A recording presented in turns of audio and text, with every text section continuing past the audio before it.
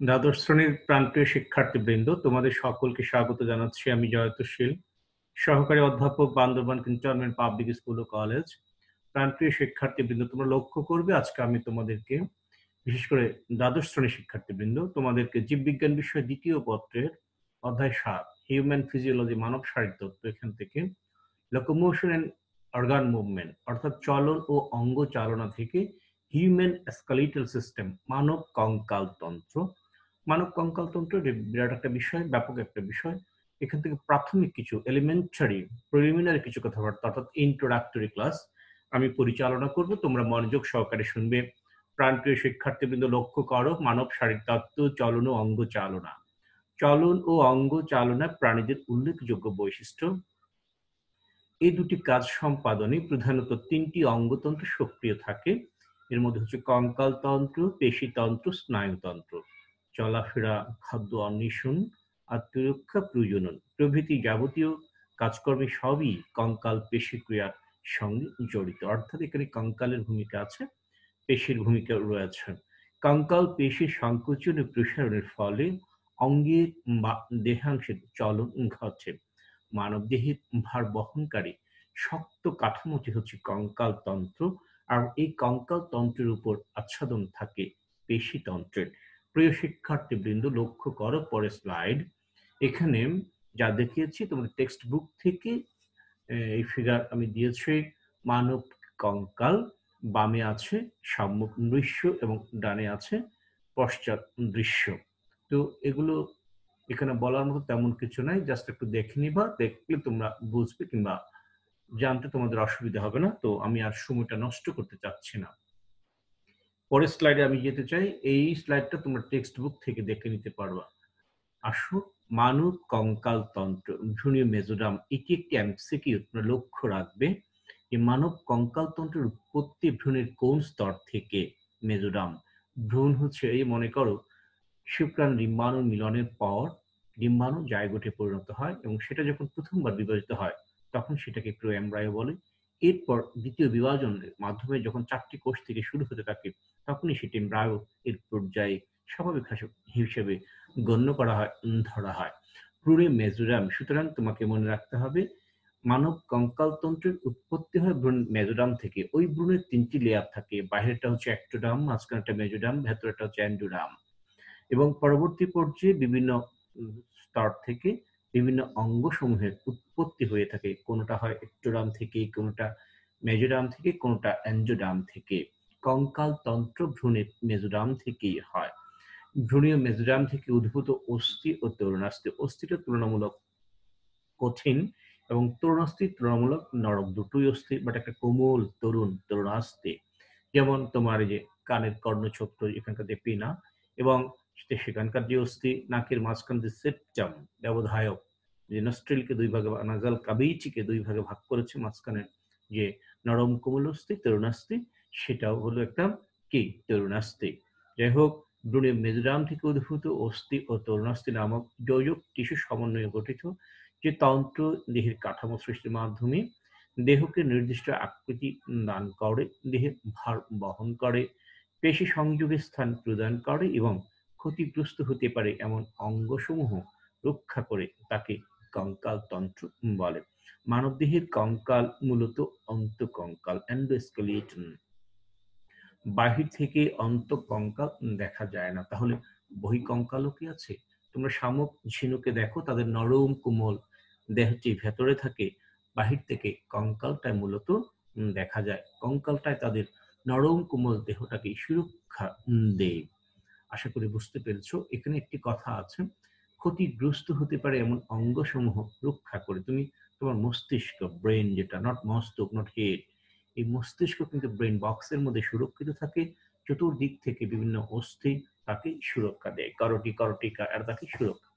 আবার তোমার হৃৎপিণ্ড, তোমার লাংস, তোমার প্যানক্রিয়াস, এই যে লিভার, এই যে নরম কোমল অঙ্গসমূহ, আমাদের যে বক্ষপিঞ্জ, এরা কিন্তু এদের যে রিব, এদের যে প্রসূকা কিংবা এদের যে স্টার্নাম, এরা কি করে নরম কোমল অঙ্গসমূহকে সুরক্ষা দিচ্ছে। এভাবে কঙ্কালতন্ত্র আমাদের নরম কোমল অঙ্গসমূহ যেগুলো ক্ষতিগ্রস্ত হওয়ার সম্ভাবনা রয়েছে, এগুলোকে সুরক্ষা দিয়ে থাকে। পরের স্লাইডে দেখো, প্রিয় শিক্ষার্থীবৃন্দ লক্ষ্য করবে, সিম্পল একটা টপিক, বোঝার মতো তেমন বেশি কিছু নেই, তবে পরীক্ষায় প্রশ্ন হয়। যেমন ওই যে বললাম প্রথমে মেজোডাম থেকে ভ্রূণীয় মেজোডাম থেকে কঙ্কালতন্ত্রের উৎপত্তি, সেটি একটি এমসিকিউ, সুতরাং এটা পড়লে একটা এমসিকিউ তুমি কনফার্ম। কঙ্কালতন্ত্রের কাজ লিখো, এটা অনেক সময় প্রশ্নিত হয়, খ নম্বরে থাকতে পারে 2 মার্কসের জন্য। শর্টকাট করে কিছু একটা লিখলেও চলে। যান্ত্রিক কাজ, মেকানিক্যাল ফাংশনসটা দেখো, দৈহিক কাঠামো গঠন, একটা ভবন, একটা বিল্ডিং তৈরি করতে গেলে তোমাকে একটা ইনফ্রাস্ট্রাকচার, ভেতরে যে লোহাপুতি আমরা, সেই মানব দেহটাকে, আমি মানব বললাম, শুধু মানুষ নয়, বিভিন্ন প্রাণীর ক্ষেত্রেও একটা কাঠামো স্ট্রাকচার ফর্ম করার ক্ষেত্রে কঙ্কাল তন্ত্রের একটা বিশাল ভূমিকা রয়েছে। আমাদের সেই কঙ্কালিক গঠনগুলোকে বেস করে পেশিটা কঙ্কালের গায়ে লেগে থাকে, এভাবে আমাদের দেহটা গঠিত হয়। তারপর বাহিরের দিক থেকে ত্বক এবং কিছু পশম সেই পেশি এবং দেহটাকে সুরক্ষা দিয়ে থাকে। কঙ্কাল কাঠামোটা গঠন করছে মেকানিক্যাল ফাংশনস। দেখো, কঙ্কাল তন্ত্র মানবদেহের কাঠামো গঠন ও নির্দিষ্ট আকৃতি প্রদান করে। সুরক্ষা, মানবদেহের গুরুত্বপূর্ণ অঙ্গাদি, এটা কিছুক্ষণ আগে আমি বলেছি, যেমন মস্তিষ্ক, ফুসফুস, হৃৎপিণ্ড, সুষুম্নাকাণ্ড প্রভৃতি বিশেষভাবে নির্মিত কঙ্কালে সুরক্ষিত থাকে। সংযোগ তল সৃষ্টি, এটা আমি বুঝিয়ে দিচ্ছি। দেহের অধিকাংশ পেশি, লিগামেন্ট, টেন্ডন কঙ্কালে সংযুক্ত থেকে বিভিন্ন অঙ্গের সঞ্চালন ঘটায়। আমরা যে হাত পা নাড়াচ্ছি, ঘাড় এদিক ওদিক দোলাচ্ছি, নাড়াচ্ছি, শরীরের বিভিন্ন কোমর এদিকে ঘোরাচ্ছি ওদিকে ঘোরাচ্ছি, বিভিন্ন পোজ দিচ্ছি, অঙ্গভঙ্গি দিচ্ছি, এর অধিকাংশ পেশি। পেশি বলতে যেটা বুঝবো, আমাদের যে মাংস, যেটা মাসল, যেটা প্রোটিন মেড, সেটাই পেশি। লিগামেন্ট হচ্ছে লিগামেন্ট হচ্ছে অস্থি বন্ধনী। দুটো অস্থিকে, তোমার হাতের, পায়ের বা শরীরের বিভিন্ন অস্থি, পরপর দুটো অস্থিকে কিছু বন্ধনে যুক্ত রাখে, জুড়ে দেয়, একে অপরের সাথে যুক্ত রাখতে ভূমিকা রাখে, সেগুলোকে বলা হয় লিগামেন্ট। এবং টেন্ডনটা হচ্ছে, লিগামেন্ট হচ্ছে অস্থি বন্ধনী, বাংলা বলা উচিত না, তারপর আমি বলছি। লিগামেন্ট হচ্ছে অস্থি বন্ধনী, টেন্ডন হচ্ছে পেশি বন্ধনী। পেশি বন্ধনী হলো এই যে মাংস যেটাকে আমরা বলছি, মাংস পেশি যেটাকে আমরা বলছি, মাসল যেটাকে আমরা বলছি, সেটা অস্থির সাথে লেগে থাকে, আর এই লেগে থাকার কাজটি করে থাকে টেন্ডন। অর্থাৎ টেন্ডন হলো, এরাও এক ধরনের মাসল টাইপ, মানে এরা টেন্ডনটা কি করে, মানে দড়ির মতো, ফিতার মতো, মাংস খাওয়ার সময় একটু খেয়াল করবা, তুলনামূলক একটু শক্ত, মানে আসলে সাদা টাইপ, বাট যখন রান্না করা হয় তখন বিভিন্ন মশলা দেওয়ার কারণে হলুদাভ দেখা যায় আর কি। এই গঠনটা কি করে, অনেক সময় হলুদাভ হতে পারে, এই গঠনটা কি করে পেশিটাকে কঙ্কালের সাথে জুড়ে দেয়। তাহলে কি বললাম, দেহের অধিকাংশ পেশি, লিগামেন্ট ও টেন্ডন কঙ্কালে সংযুক্ত থেকে বিভিন্ন অঙ্গের সঞ্চালন ঘটায়। চলনের ক্ষেত্রে দেখো, ইয়েস, আমরা উঠতে বসতে চলতে ফিরতে এই অস্থির ভূমিকা ব্যাপক। পা ভাঁজ করতে পারি, হাত ভাঁজ করতে পারি, ঘাড় ঘোরাতে পারি, কোমর ঘোরাতে পারি, নাড়াতে পারি। বিভিন্ন জয়েন্ট গুলো আছে, অস্থি সন্ধি আছে। অস্থি কি করে, অস্থি সন্ধি গঠন এবং পেশির সাথে সমন্বয়ের মাধ্যমে কঙ্কাল তন্ত্র মানুষের চলনে প্রধান ভূমিকা রাখে। ভার বহন, অবশ্যই পেশিসমূহ কঙ্কালের সাথে আটকে থেকে দেহের ভার বহন করে। ফিজিওলজিক্যাল ফাংশনস গুলো দেখো, ব্লাড কর্পাসেল, রক্তকণিকা প্রোডাকশন বা উৎপাদন। পরিণত মানবদেহের রক্ত উৎপাদনকারী প্রধান টিস্যু হচ্ছে লাল অস্থিমজ্জা, রেড, লাল অস্থিমজ্জা, বোন ম্যারো। বোন ম্যারোটা হচ্ছে, অনেক সময় আমরা মাংস খাওয়ার সময় যে হাড়, যেটা অস্থি, যেটা অনেকে পায়া খায়, হাতের হাড় খায়, এর ভেতরে যে ক্যাভিটি আছে, সেই ক্যাভিটির ভিতরে একটু নাড়া দিলে, একটু ছেড়ে নিলে দেখবা সেখান থেকে কিছু, তার অভ্যন্তরে কিছু মেটার, কিছু পদার্থ বেরিয়ে আসে, ম্যাটেরিয়ালস বেরিয়ে আসে। এগুলি হচ্ছে অস্থিমজ্জা। অস্থিমজ্জার মধ্যে এই যে বিভিন্ন ধরনের থাকতে পারে, তবে লাল অস্থিমজ্জা যেটা, সেটা দেখো কি করে লোহিত রক্তকণিকা উৎপাদন করে থাকে। এছাড়াও স্টার্নাম, স্টার্নাম হচ্ছে আমাদের বুকের ঠিক মাঝখানে যে প্রশস্ত, যেটা অনেকটা তরুণাস্থির নিমিত্ত হৃৎপিণ্ডটাকেই সুরক্ষা দেন। স্টার্নাম, পাঁজর, কশেরুকা, কশেরুকা হচ্ছে মেরুদণ্ডের প্রতিটি অস্থিকেই কশেরুকা বলে। কারোটি মস্তিষ্কে আছে আমাদের, মানে মস্তিষ্ককে সাপোর্ট দিয়ে থাকে চতুর্দিক থেকে। এবং ফিমার, পায়ের যে অস্থি, প্রধান যেটা অস্থি, বড় যেটা অস্থি, এবং হিউমেরাস, হাতের উপর অস্থি। তারপর হিউমেরাসের মস্তকে অবস্থিত অস্থিমজ্জা, বোন ম্যারো থেকে লোহিত কণিকা উৎপন্ন হয়। অস্থি মজ্জা থেকে প্রতি সেকেন্ডে গড়ে প্রায় 26 লক্ষ, মনে রাখবা, লোহিত কণিকা সৃষ্টি হয়। দারুণ ব্যাপার। বোন ম্যারো, অস্থি মজ্জা থেকে প্রতি সেকেন্ডে গড়ে প্রায় 26 লক্ষ লোহিত কণিকা সৃষ্টি হয়। অবিরাম ভাবে লোহিত কণিকা উৎপাদন ছাড়াও লাল অস্থিমজ্জা বা লোহিত অস্থিমজ্জা যেটা অনুচক্রিকা উৎপন্ন করে এবং ম্যাক্রোফেজ ধারণ করে। ম্যাক্রোফেজ এক ধরনের শ্বেত রক্তকণিকা। শ্রবণের ক্ষেত্রেও ভূমিকা আছে। কিভাবে? কঙ্কালতন্ত্র কিছু শারীরবৃত্তীয় প্রক্রিয়ায় সহায়তা করে। বক্ষপিঞ্জর শ্বাস-প্রশ্বাসে এবং মধ্যকর্ণের কর্ণাস্থি শ্রবণে সহায়তা করে। মধ্যকর্ণের যে ম্যালিয়াস ইনকাস স্ট্যাপিস বা স্ট্যাপস, যেটা সবচেয়ে ছোট, এই অস্থিগুলো সম্পর্কে আমি পড়িয়েছি যখন তোমাদেরকে সংবেদী সেন্সরি অর্গান পড়িয়েছিলাম, হিউম্যান সেন্সরি অর্গান। সেখানে শ্রবণেন্দ্রিয় ভারসাম্য রক্ষা করে ইন্দ্রিয় পড়ানোর সময় এই কর্ণাস্থি শ্রবণে কি ভূমিকা রাখে সেটা বলেছি। বক্ষপিঞ্জর এটাও আমি শ্বাস প্রশ্বাস শ্বাসক্রিয়া পড়ানোর সময় বক্ষপিঞ্জর যে রিব বা পরশুকাগুলো কিভাবে মানে লিফটের মতো উপরে উঠছে নিচে নামছে শাটারের মতো, এবং চেস্ট ক্যাভিটির আয়তনটাকে কিভাবে বাড়িয়ে দিচ্ছে, এর ফলে ফুসফুসটা কিভাবে বড় হওয়ার জন্য জায়গা পাচ্ছে, এর ফলে ফুসফুসের ভেতরে ভলিউম বাড়ছে এবং পরিবেশ থেকে অক্সিজেনটা সেখানে প্রবেশ করার সুযোগ পাচ্ছে। সেখানে পেশি এবং পরশুকা ওই যে কঙ্কালতন্ত্রের অংশ, তার একটা চমৎকার গঠনমূলক কনস্ট্রাকটিভ একটা ফাংশন বা রোল, একটা পিভোটাল রোল আমরা সেখানে দেখেছি। রোগ প্রতিরোধ। অস্থির রেটিকিউলো এন্ডোথেলিয়াল তন্ত্র, অস্থির স্থানে স্থানে কিছু কোষিক জালিকার গুচ্ছ দেখা যায়। রেটিকিউলো এন্ডোথেলিয়াল তন্ত্র দেহের রোগ প্রতিরোধ ক্ষমতায় অংশ নেয়। এরপর দেখো খনিজ লবণ সঞ্চয়, ক্যালসিয়াম, ফসফরাস ও ম্যাগনেসিয়াম সঞ্চয় করে এবং প্রয়োজনে রক্তে সরবরাহ করে। চাপ ও আয়নিক সমতা রক্ষা, দেহের অভ্যন্তরীণ চাপ নিয়ন্ত্রণে ও আয়নিক সমতা রক্ষায় অস্থিসমূহ কাজ করে।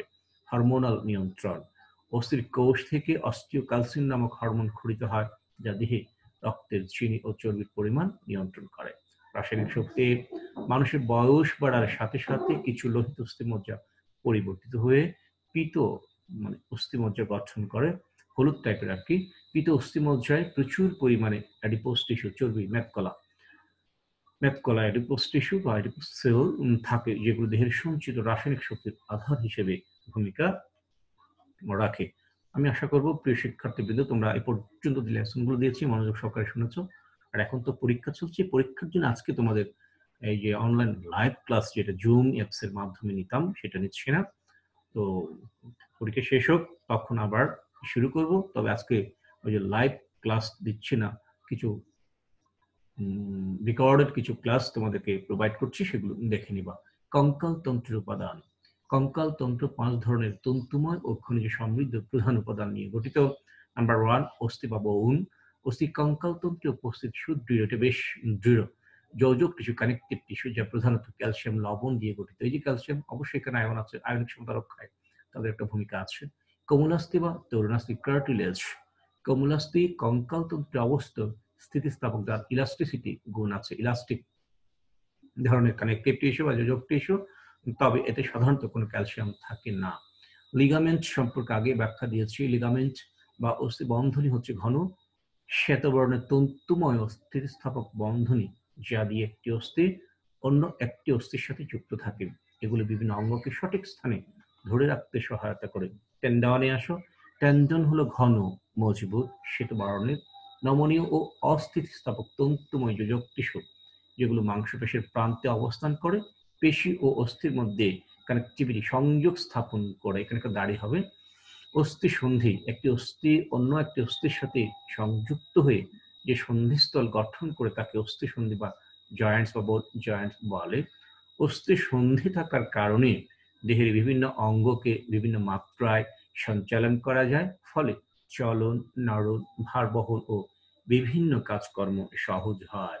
প্রিয় শিক্ষার্থীবৃন্দ, আশা করি বুঝতে পেরেছো। না বোঝার কিছুই নেই, পরেও বলবো না বুঝলে আমাকে ফোন করো, আমি অবশ্যই সমাধান দিব। আমি খুব খুশি হব, তোমাদের জন্য অনেক পরিশ্রম করেছি, অনেক লেবার দিয়েছি, অনেক কষ্ট করেছি, আমি অনেকগুলো ক্লাস তোমাদেরকে প্রোভাইড করছি। প্রতিটা লেকচার, প্রতিটা লেসন অন্তত একবার দেখো, তাতে আমার এই শ্রমটুকু সার্থক হবে, তোমরা উপকৃত হবে।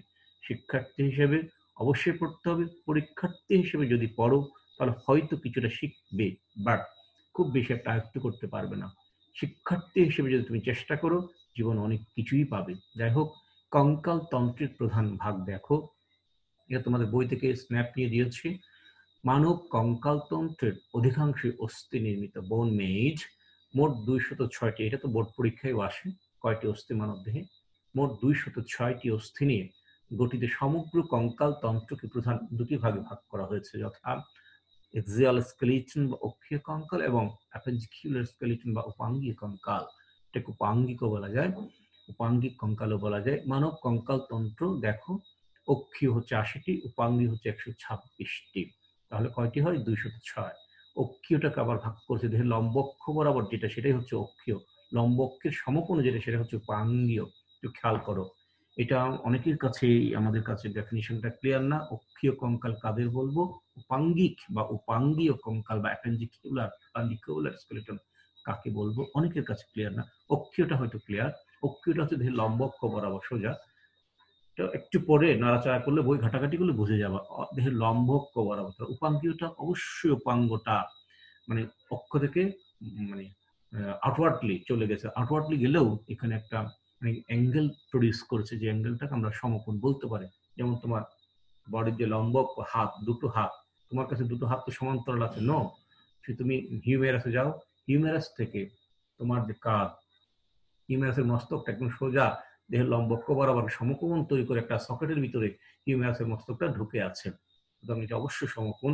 পায়ের দিকে যদি যায়, পায়ের যে ফিমারের মস্তক, এটা কিন্তু তোমার শ্রোণী অস্থি চক্রে যে গ্ল্যানেট ক্যাভিটি আছে, মানে গ্ল্যানেট ক্যাভিটির সাথে একদম বডি লম্বে, বডি অক্ষের সাথে, দেহের লম্ব অক্ষের সাথে সোজা সমকোণ করে শ্রোণী চক্র গ্ল্যানেট ক্যাভিটি এখানে সকেটের মতো কাজ করে, সেখানে ফিমারের মস্তকটা আটকে আছে, অবশ্যই সমকোণ তৈরি করে আছে। এগুলোকে আমরা উপাঙ্গীয় কঙ্কাল বলতে পারি। এবং বক্ষস্থি চক্র যেটা, সেটাও লম্বকের সাথে সমকোণ করে অবশ্যই আছে। শ্রোণী চক্রটাও সেম লম্বকের সাথে সমকোণেই আছে।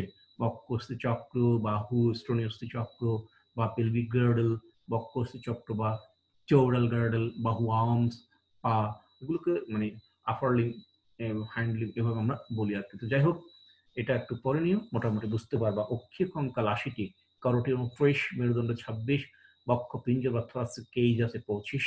এদিকে উপাঙ্গীয় ক্ষেত্রে বক্ষ অস্থিচক্রে 4, বাহুতে 60, শ্রোণী অস্থিচক্রে 2 এবং পায়ে 60। আশা করি বুঝে যাচ্ছ। ককটিক্স কি, এটা একটু পরে নিও, এটা পরীক্ষায় আসে।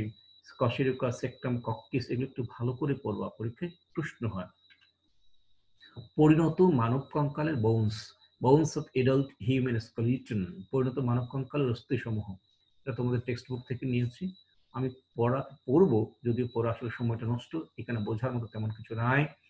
টেক্সট বুকটা খুলে একটু দেখে নিও। দেখো, অক্ষীয় কঙ্কাল কোনগুলো, অন্তর্ভুক্ত অংশে করটি, মেরুদণ্ড, বক্ষ, পিঞ্জ, সোজা দেহের লম্বক্ষ বরাবর। করটিতে আছে আবার করটিকা, এখানে আছে আবার ফেসিয়াল বোন বা মুখমণ্ডলীয় অস্থি এবং আছে কর্নাস্থি। করটিকায় কি কি আছে, এগুলো পরীক্ষায় প্রশ্ন হয়। করটিকার অস্থিগুলোর নাম লিখো, frontal, parietal, temporal, occipital, sphenoid, point. দেখো, ফ্রন্টালে 1, প্যারাইটালে 2, টেম্পোরালে 2, অক্সিপিটালে 1, স্পেনয়েডে 1 এবং অ্যাথময়েডে 1। মুখমণ্ডলীয় অস্থির ক্ষেত্রে দেখো, ম্যাক্সিলার 2, ম্যান্ডিবল 1, জাইগোমেটিক বোন 2, নেজাল বোন 2, লেক্রিমাল বোন 2, ইনফেরিয়র নেজাল কঙ্কাল 2, ভোমার 1 এবং পেলেটিন বা পেলেটাইন 2। কারনাসি দেখো, মেলিয়াস, ইনকাস এবং স্ট্যাপিস, মেলিয়াস 2, ইনকাস 2, স্ট্যাপিস 2। থাইরয়েড অস্থি দেখো 1। এরপরে মেরুদণ্ড দেখো, এইটা একটু মনে রাখবা, এটা পরীক্ষায় আসে। সার্ভাইকাল 7, থোরাসিক 12, লাম্বার কশেরুকা 5, সেক্রাল 5 এবং ককটিক্স 4। এখানে সরি, সেক্রাল 1, ককটিক্স 1, আবার পাশে দেখো উইথিন ব্র্যাকেটে 5, তার মানে এরা ফিউজড। 5টি অস্থি মূলত ফিউজড হয়ে, একীভূত হয়ে একটি।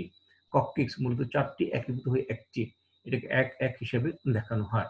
বক্ষ পিঞ্জরে আছে স্টার্নাম 1, প্রসূকা প্রতিপাশে 12টি করে, মোট 24 রিব, যেটা যেটা বক্ষ পিঞ্জরে থাকে। এর পরের স্লাইডটা দেখো, উপাঙ্গিক বা উপাঙ্গী কঙ্কাল 126টি, একটু ক্লারিফিকেশন। পেকচুরাল গার্ডল বা বক্ষ অস্থি চক্র, স্কেপুলা 2, ক্লাভিকল 2।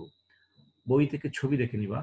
বাহু, আর্ম 2টি, হিউমেরাস 2, রেডিয়াস 2, আলনা 2, কার্পাল 16, মেটাকার্পাল 10 এবং ফ্যালাঞ্জাস 28, টোটাল 60।